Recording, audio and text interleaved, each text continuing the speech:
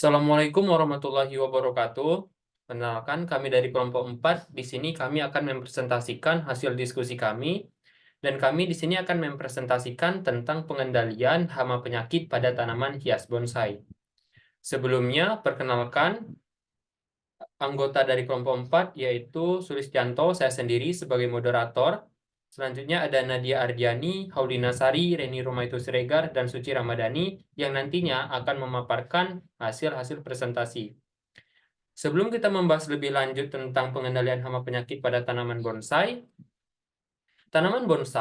merupakan tumbuhan atau jenis tanaman yang biasa ditanam sebagai hiasan yang menciptakan kesan keindahan, kecantikan, dan menciptakan daya tarik.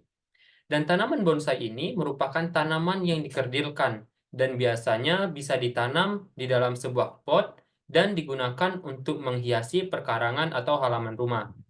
Bonsai merupakan upaya karya seni apabila tanaman tersebut sudah meliputi beberapa unsur yang diantaranya merupakan gerak dasar, kematangan, keserasian, serta penjiwaan dari pembuatannya. Selanjutnya di sini masuk hama yang dijelaskan oleh teman saya yaitu Haulina Sari. Jadi, hama adalah semua bentuk gangguan baik kepada manusia, tanaman, maupun ternak. Namun, dari arti sempit, hama adalah semua hewan yang merusak tanaman yang dapat menimbulkan kerugian.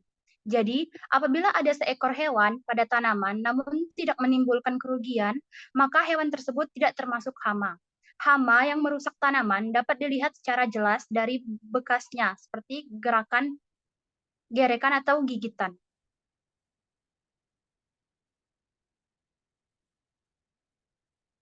Selanjutnya, serangga hama adalah herbivora yang dapat merugikan tanaman yang dibudidayakan manusia secara ekonomis.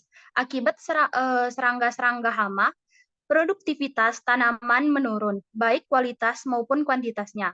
Bahkan tidak jarang menjadi kegagalan panen. Oleh karena itu, kehadirannya perlu dikendalikan apabila populasinya di lahan telah melebihi batas ambang ekonomi. Selanjutnya, dalam agroekosistem, tanaman yang kita usahakan dinamakan produsen.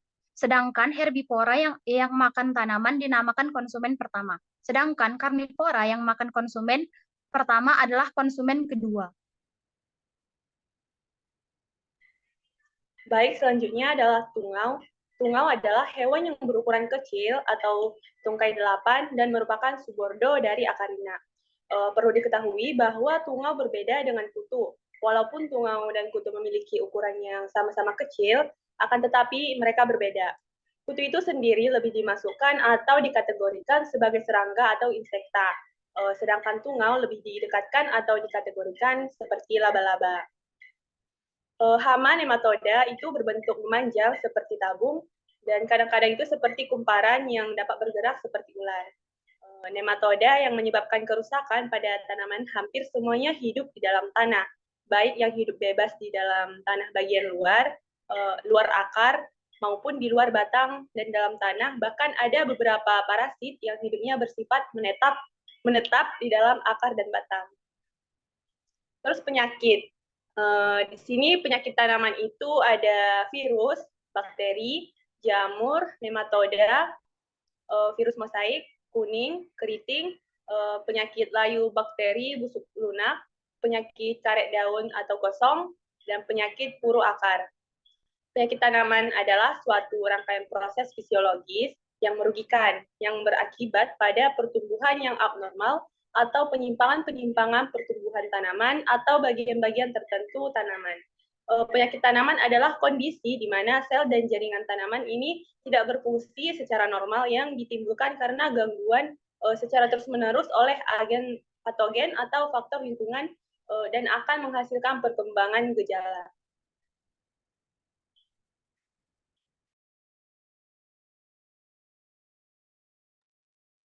Oke, selanjutnya, hama yang menyerang tanaman hias bonsai.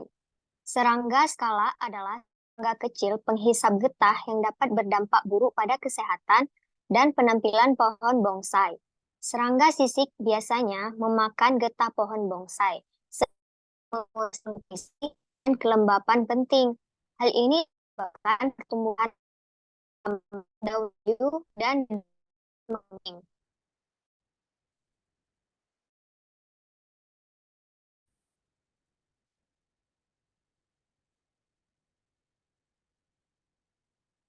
Hama yang menyerang tanaman hias bonsai. Tahu hama umum yang dapat berdampak signifikan terhadap kesehatan dan pohon bonsai. Serangga kecil bertubuh lunak ini memakan getah pohon sehingga menyebabkan kerusakan pada daun dan batang. Meski daun tidak langsung membunuh pohon bonsai, mereka dapat melemahkannya dan membuatnya lebih rentan terhadap hama dan penyakit lain.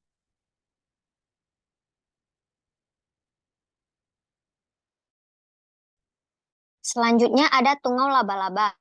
Tungau ada hama berdampak signifikan terhadap kesehatan dan penampilan pohon bonsai. Efek tungau laba-laba pada pohon bonsai dapat bervariasi, tergantung pada tingkat keparahan serangganya. Dalam kasus yang ringan, pohon bonsai mungkin tidak menunjukkan tanda-tanda kerusakan yang terlihat, sedikit daun layu atau berubah warna. Namun, daun mungkin menjadi berbintik-bintik kuning atau coklat.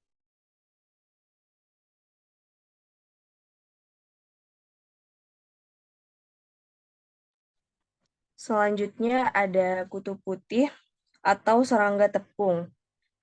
Kutu putih atau serangga tepung adalah hama yang umum. Serangga bertubuh lunak ini seringkali dilapisi zat tepung berwarna putih dan dapat ditemukan pada daun, batang, dan dahan pohon bonsai. Dampak kutu putih pada pohon bonsai dapat bervariasi tergantung pada tingkat keparahan serangganya. Dalam kasus yang ringan, pohon bonsai mungkin tidak menunjukkan tanda-tanda kerusakan yang terlihat, kecuali sedikit daun yang layu atau berubah warna. Salah satu cara kutu putih merusak pohon bonsai adalah dengan memakan getah pohon tersebut.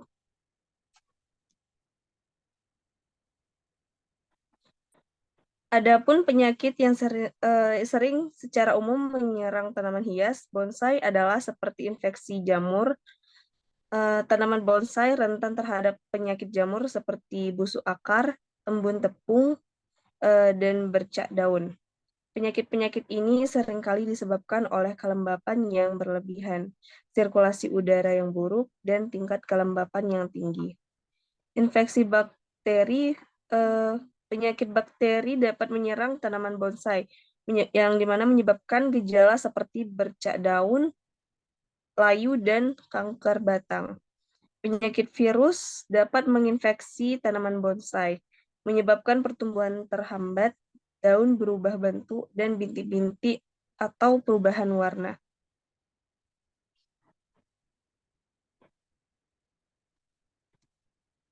Bentuk pencegahan dan pengendalian apabila tanaman bonsai sudah terkena penyakit, baik itu dari jamur dan bakteri. Yang pertama yaitu periksa tanaman bonsai Anda secara teratur untuk mencari tanda-tanda hama atau penyakit. Deteksi dini memungkinkan tindakan cepat. Lalu yang kedua, pertahankan praktik perawatan tanaman bonsai yang baik, termasuk penyiraman yang tepat, drainase, tanah yang baik, dan sinar matahari yang cukup untuk menjaga tanaman tetap sehat dan tidak rentan terhadap serangan dan infeksi. Lalu yang ketiga yaitu jaga kebersihan area bonsai dan bebas dari kotoran, daun-daun berguguran, dan sisa tanaman yang mungkin menjadi sarang hama atau patogen. Lalu yang keempat yaitu karantina tanaman bonsai baru sebelum memasukkannya ke koleksi Anda yang sudah ada untuk mencegah penyebaran hama atau penyakit.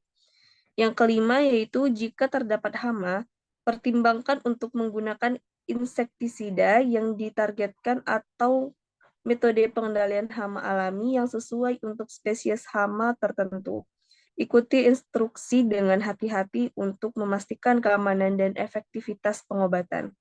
Yang keenam, untuk penyakit jamur atau bakteri, pemangkasan dan pembuangan bagian tanaman yang terserang, peningkatan sirkulasi udara, dan penggunaan fungisida atau bakterisida yang sesuai mungkin diperlukan.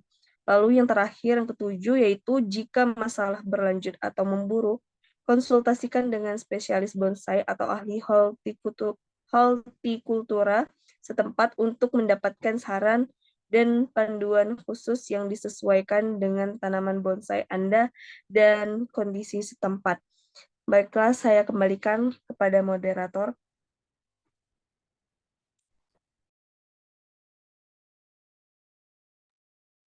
Baik, terima kasih teman-teman. Dan kita masuk kepada kesimpulan. Jadi, mengidentifikasi serta mengendalikan hama penyakit pada tanaman hias bonsai adalah langkah yang krusial dalam menjaga keberlangsungan hidup dan keindahan tanaman. Dengan melakukan tindakan pengendalian yang tepat, seperti penggunaan pestisida organik atau teknik pemeliharaan tanaman yang sesuai, kita dapat mencegah kerusakan yang signifikan pada tanaman dan menjaga estetika serta produktivitasnya.